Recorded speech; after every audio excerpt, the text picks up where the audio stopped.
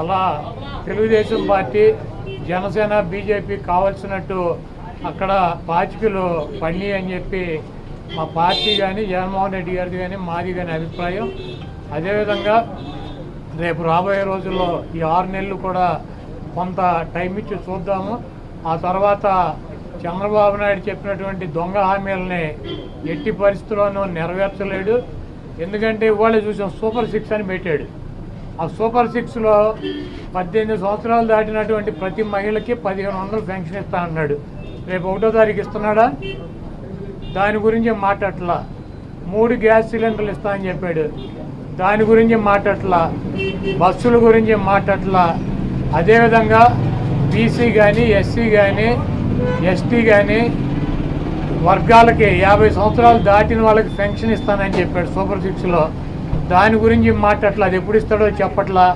అదేవిధంగా ఇంకోటి 20 లక్షల మందికి నిరుద్యోగులకి ఉద్యోగాలు ఇప్పిస్తాను. ఉద్యోగాలు కనుక ఇప్పించలేకపోతే ఈ లోపు 3000 రూపాయలు నిరుద్యోగ వృత్తి కూడా ఇస్తానని చెప్పి సూపర్ 6లో పెట్టాడు. మొన్న తెలంగాణలో హరీష్ రావు గారు మాట్లాడుతూ చెబుతున్నాడు చంద్రబాబు నాయుడు గారు చెప్పిన వాగ్దానాన్ని ఏమీ చెప్పాడు.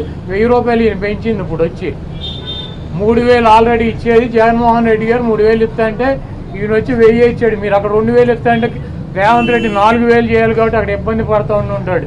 ఇంకా ఈయన సూపర్ 6 అని చెప్పి ప్రతి మహిళకి 1500 రూపాయలు ఇస్తాడు 18 సంవత్సరాలు దాటిన వాళ్ళకి. మరి ఆ వాగ్దానం ఎప్పుడు చేస్తాడు? రేపు 1వ తారీఖు ఇవ్వరా?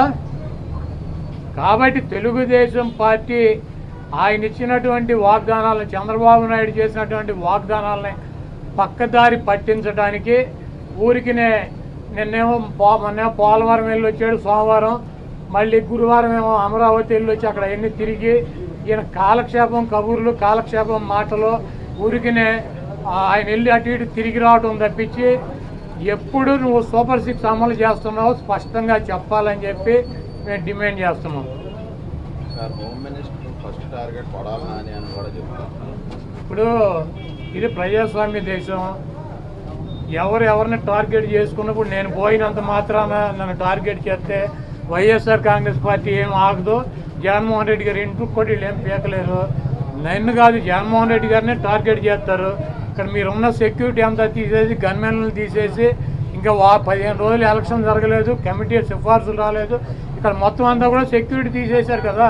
తీసేసి ఎల్లో మీడియా కెమెరాలు పట్టుకొచ్చి జగన్మోహన్ రెడ్డి గారి ఇంట్లోకి ఎట్టెళ్ళాలి, గోడదు ఎట్టెళ్ళాలి, ఇవన్నీ కూడా వాళ్ళే చూపిస్తున్నారు. కాబట్టి ఇక్కడ టార్గెట్ ఎవడు దొరికితే ఆ టార్గెట్. ఇటువంటి వాటికి భయపడే ప్రసక్తి లేదు.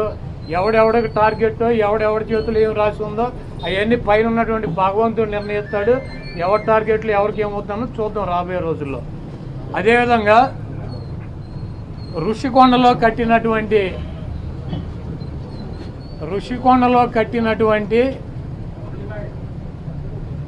పర్యాటక కేంద్రంలో కట్టినటువంటి భవనాలనే ఈ సిగ్గు ఎగ్గు లేనటువంటి తెలుగుదేశం పార్టీ, ఈ సిగ్గు ఎగ్గు లేనటువంటి ఎల్లో మీడియా అది జగన్మోహన్ రెడ్డి గారి నివాసం అని చెప్పి చూపిస్తున్నారు 3 రోజుల నుంచి. వెళ్ళి జగన్మోహన్ రెడ్డి గారు అక్కడ నివాసం ఉన్నాడా? జగన్మోహన్ రెడ్డి గారు 2014 నుంచి 19 దాకా ప్రతిపక్ష నాయకుడిగా ఉన్నాడు. ఆయన కార్యాలయం లోటస్ పాండ్, ఇల్లు లోటస్ పాండ్. ఆయన లోటస్ పాండ్ హైదరాబాద్ నుంచే ప్రతిపక్ష నాయకుడికి ఉన్న 5 సంవత్సరాలు నడిపాడు. ముఖ్యమంత్రి అయిన తర్వాత 5 సంవత్సరాలు ఈ తాడేపల్లిలో ఉన్నటువంటి ఇల్లు క్యాంప్ ఆఫీస్ ఇక్కడి నుంచే నడిపాడు ఆయన కార్యాలయాన్ని కానీ ఇంటిని కానీ. జగన్మోహన్ రెడ్డి గారి రక్తంలో లేదు. ప్రభుత్వం కట్టించినటువంటి ఇళ్లలో ఉండటం కానీ ప్రభుత్వం కట్టించినటువంటి గెస్ట్ హౌస్లో ఉండేటువంటి కర్మ జగన్మోహన్ రెడ్డి గారికి పట్టల. జగన్మోహన్ రెడ్డి గారు వైజాగ్లో సొంత ఇల్లు కట్టుకున్నాక అక్కడ షిఫ్ట్ అవుతాడు. అంతేగాని టూరిజం ప్లేస్లో కట్టినటువంటి ఆ హౌస్లో జగన్మోహన్ రెడ్డి గారు వెళ్తాడని చెప్పి ఎవడు చెప్పాడు వీళ్ళకి వెధవులకే? అది జగన్మోహన్ రెడ్డి గారి కోసం కట్టించుకున్నటువంటి ఇల్లు అని చెప్పి రకరకాలైనటువంటి కథనాలు రాస్తున్నారు.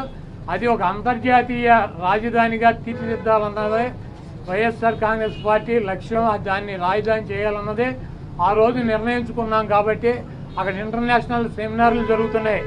అనేక మంది ఇంటర్నేషనల్ సంబంధించినటువంటి దేశ విదేశాల నుంచి అనేక మంది పారిశ్రామికవేత్తలు వస్తున్నారు. కనీసం వాళ్ళకి సౌకర్యం ఉండటానికి అవకాశం లేనటువంటి పరిస్థితి ఉంది. కాబట్టి ఉత్తరాంధ్రలో ఉద్దానంలో దాదాపు 700 కోట్ల రూపాయలు పెట్టి హాస్పిటల్ కట్టించారు కిడ్నీ పేషెంట్ల కోసం అని చెప్పి. అదేవిధంగా విజయనగరం కావచ్చు లేదా పార్వతీపురం కావచ్చు, ఉత్తరాంధ్రలోనే 650 కోట్ల రూపాయలు పెట్టి ఒక్కొక్క మెడికల్ కాలేజీ కట్టించారు.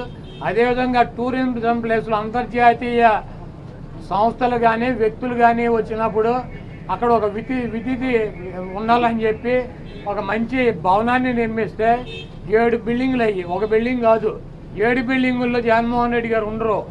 7 బిల్డింగులు కట్టారు.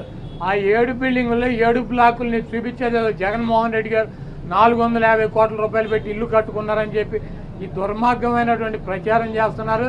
ఇవన్నీ కూడా ప్రజలు గమనిస్తారు. చంద్రబాబు నాయుడుకి ఇచ్చినటువంటి వాగ్దానాలు నెరవేర్చలేక నీకు సూపర్ 6లో పెట్టినటువంటి వాగ్దానం 1500 రూపాయలు ఇస్తానని చెప్పావా, చెప్పలేదా? 18 సంవత్సరాలు దాటిన వాళ్ళకి రేపు 1వ తారీఖు నీకు దమ్ముంటే 20 లక్షల మంది నిరుద్యోగులకు 3000 ఇస్తానని చెప్పావా లేదా?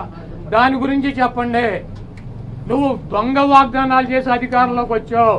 నువ్వు దాని గురించి మాట్లాడండి ముందు.